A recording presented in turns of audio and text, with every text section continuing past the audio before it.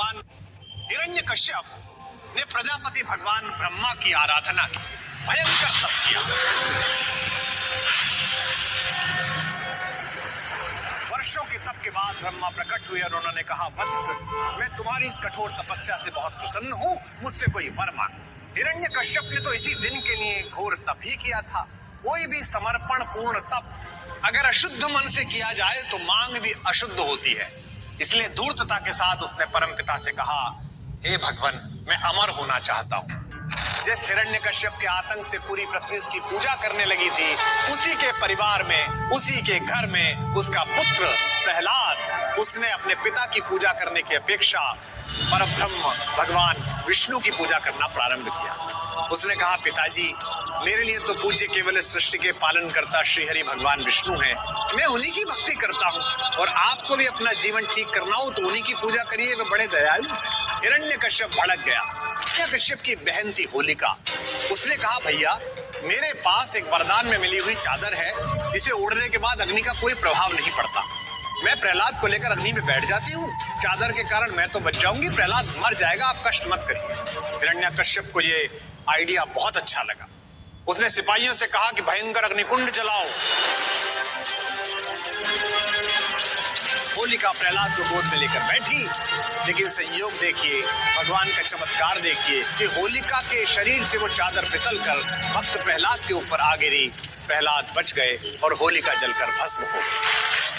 हरि अनंत हरि कथा अनंता भारत की संस्कृति में और उसकी कथाओं में ऐसे सुंदर जीवन मूल्य छिपे हुए हैं जिनके होने से पूरी मनुष्यता का मार्ग सरल हो जाता है। आज की कहानी मनुष्यता के ऐसे ही परम पवित्र भावना पर आधारित है जिसे प्रेम कहा जाता है। और प्रेम का भी सबसे शुद्ध रूप और सबसे महत्वपूर्ण ऊंचाई है भक्ति। कथा है असुर कुल में जन्मे एक ऐसे बालक की भक्ति की भावना पर, जिसकी शुद्धता पर श्री हरि भगवान विष्णु भी मोहित थे। हिरण्यकश्यप ने प्रजापति भगवान ब्रह्मा की आराधना की, भयंकर तप किया। वर्षों के तप के बाद ब्रह्मा प्रकट हुए और उन्होंने कहा, वत्स, मैं तुम्हारी इस कठोर तपस्या से बहुत प्रसन्न हूँ, मुझसे कोई वर मांग। हिरण्यकश्यप ने तो इसी दिन के लिए घोर तप ही किया था। कोई भी समर्पण पूर्ण तप अगर अशुद्ध मन से किया जाए तो मांग भी अशुद्ध होती है। इसलिए धूर्तता के साथ उसने परमपिता से कहा, हे भगवान, मैं अमर होना चाहता हूँ।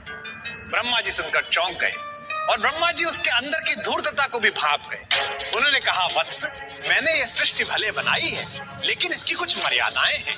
किसी को भी मैं अमरत्व का वरदान नहीं दे सकता, यह मेरी सीमाओं से बाहर है। इसके अतिरिक्त तुम जो भी मांगोगे मैं अवश्य दूंगा। हिरण्यकश्यप ने फिर चालाकी लड़ाई। अब दुस्साहस देखिए कि उसकी चालाकी किसके सम्मुख है। उसने कहा, हे ईश्वर, चलिए छोड़िए अमरता छोड़िए, बस मुझे वरदान दीजिए कि ना मैं घर के बाहर मरूं ना घर के अंदर, ना रात में मरूं ना दिन में, ना मनुष्य मार सके ना पशु, ना अस्त्र से मरूं ना शस्त्र से, और ना मैं धरती पर मारा जाऊं ना आकाश में। यानी कि अमरता का सारा काम। उसकी ये चालाकी देखकर भगवान बनी मन मुस्कुराए और उन्होंने कहा, तथास्तु।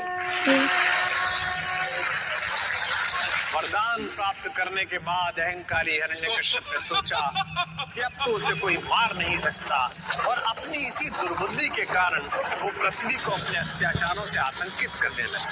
हर ओर आतंक, हर ओर हिंसा। लेकिन नियति की योजना बड़ी निराली होती है। जिस हिरण्यकश्यप के आतंक से पूरी पृथ्वी उसकी पूजा करने लगी थी, उसी के परिवार में, उसी के घर में उसका पुत्र प्रहलाद, उसने अपने पिता की पूजा करने की अपेक्षा परब्रह्म भगवान विष्णु की पूजा करना प्रारंभ किया। उसने कहा, पिताजी, मेरे लिए तो पूज्य केवल इस सृष्टि के पालन करता श्री हरि भगवान विष्णु हैं। मैं उन्हीं की भक्ति करता हूँ और आपको भी अपना जीवन ठीक करना हो तो उन्हीं की पूजा करिए, वे बड़े दयालु हैं। हिरण्यकश्यप भड़क गया। उसने सिपाहियों से कहा कि मेरे इस धूर्त पुत्र को बंदी बना लो और इसे इतनी यातना दो कि ये मेरे शत्रु विष्णु का गुणगान भूल जाए। भक्त प्रहलाद बंदी बना लिए गए, डराए गए, धमकाए गए, यातनाएं दी गई। लेकिन अगर आस्था प्रबल हो, ना धर्म टिकता है, ना मनुष्यता के प्रति आस्था टिकती है। सिपाहियों ने सोचा कि राजा का पुत्र है, कुछ ज्यादा यातना दी तो पता नहीं राजा हमारे प्राण ही ले ले।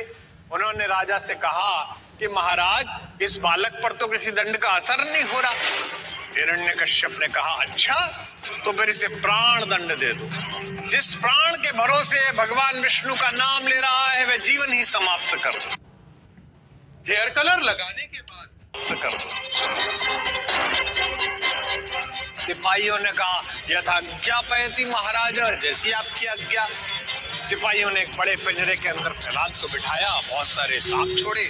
आश्चर्य की बात कि पृथ्वी को अपने फन पर धारण करने वाले के वे वंशज पृथ्वी के पालन करता विष्णु के उस भक्त को काटने के बजाय उसके चारों तरफ घेरा बनाकर उसकी रक्षा करने लगे। इस बात की चर्चा गांव-गांव पहुंची, गली-गली पहुंची कि हिरण्यकश्यप हमारा राजा अपने पुत्र प्रहलाद को इसलिए मारना चाहता है क्योंकि वो श्री हरि विष्णु का भक्त है। तो हिरण्यकश्यप की बहन थी होलिका, उसने कहा भैया मेरे पास एक वरदान में मिली हुई चादर है, इसे ओढ़ने के बाद अग्नि का कोई प्रभाव नहीं पड़ता। मैं प्रहलाद को लेकर अग्नि में बैठ जाती हूँ, चादर के कारण मैं तो बच जाऊंगी, प्रहलाद मर जाएगा, आप कष्ट मत करिए। हिरण्यकश्यप को ये आइडिया बहुत अच्छा लगा। उसने सिपाहियों से कहा कि भयंकर अग्निकुंड जलाओ। होलिका प्रहलाद को गोद में लेकर बैठी, लेकिन संयोग देखिए, भगवान का चमत्कार देखिए कि होलिका के शरीर से वो चादर फिसल कर भक्त प्रहलाद के ऊपर आ गिरी। प्रहलाद बच गए और होलिका जलकर भस्म हो गई। यह देखकर हिरण्यकश्यप आग बबूला हो गया। उसने कहा मैं इसे स्वयं मारूंगा। सिपाहियों से कहा सूर्यास्त के समय के प्रहलाद को बुलाओ और अपने घर की चौखट पर आकर उसने कहा अब बता कहाँ है तेरा विष्णु।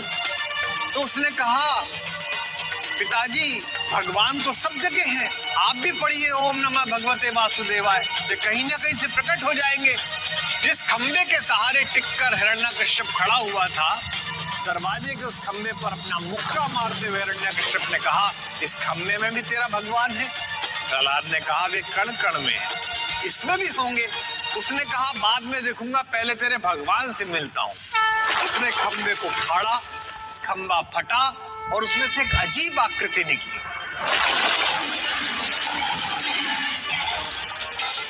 भगवान विष्णु अपने नरसिंह अवतार में पैदा हुए, यानी कि धड़ नर का और मस्तक सिंह का। भगवान नरसिंह ने हिरण्यकश्यप को अपनी जांग पर रखा, अपने लंबे लंबे नाखूनों से उसको फाड़ दिया। इस वरदान के कारण उसने पूरी पृथ्वी का जीना मुहाल किया था। उसकी एक शर्त भी नहीं टूटी।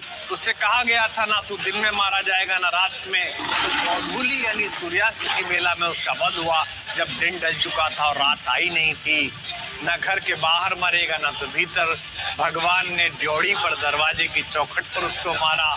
तीसरी शर्त, न नर मारेगा न पशु। तो भगवान नरसिंह आधे नर थे आधे पशु, दोनों में से एक नहीं थे। न अस्त्र मारेगा न शस्त्र, इसलिए अपने नाखूनों से मारा। इस प्रकार दुनिया को एक बड़े आतताई से मुक्ति मिली।